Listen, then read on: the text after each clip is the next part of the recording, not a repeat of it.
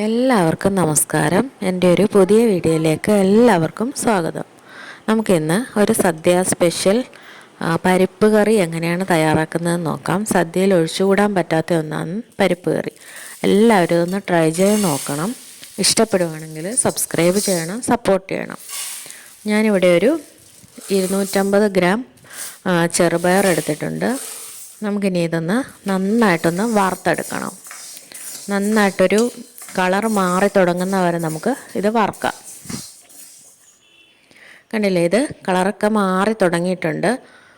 നമുക്കിനി flame off ചെയ്ത് ഇതൊന്ന് നന്നായിട്ടൊന്ന് ആറുന്ന വരെ വെയിറ്റ് ചെയ്യാം.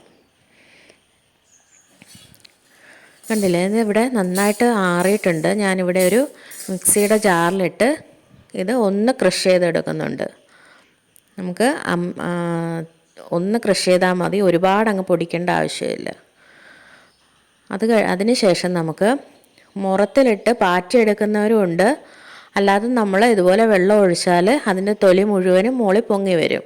അതേപോലെ ഒരു 2-3 പ്രാവശ്യം കഴുകിയിട്ട് നമുക്കിത് നന്നായിട്ടൊന്ന് വേവിച്ചെടുക്കണം.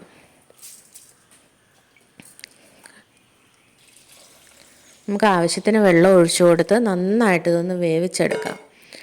ഞാനിതിലേക്ക് 1/2 ടീസ്പൂൺ മഞ്ഞൾപ്പൊടി ചേർത്തിട്ടുണ്ട്. ഒരു പച്ചമുളക് ഇതുപോലെ കീറി ഇട്ട് കൊടുക്കുന്നുണ്ട്.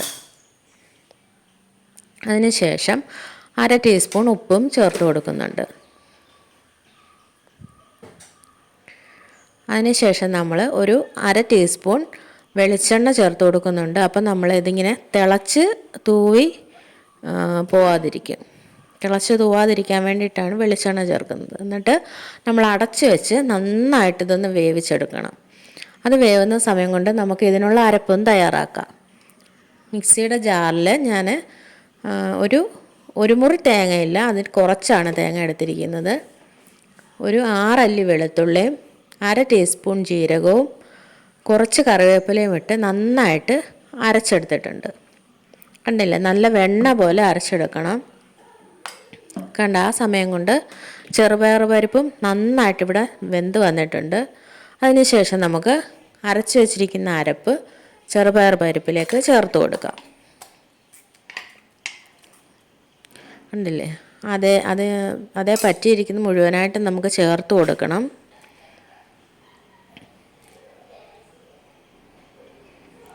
അതിനുശേഷം ഒരുപാട് നമ്മളങ്ങ് തിളപ്പിക്കേണ്ട ആവശ്യമില്ല.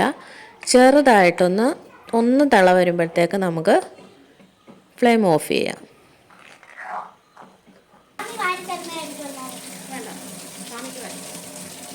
കണ്ടില്ല, എല്ലാവരും ഇഷ്ടപ്പെടുന്ന സദ്യയിൽ ഒഴിച്ചുകൂടാൻ പറ്റാത്ത ഒരു പരിപ്പ് കറി ഇവിടെ തയ്യാറായി കഴിഞ്ഞു. എല്ലാവരും ഒന്ന് ട്രൈ ചെയ്ത് നോക്കണം.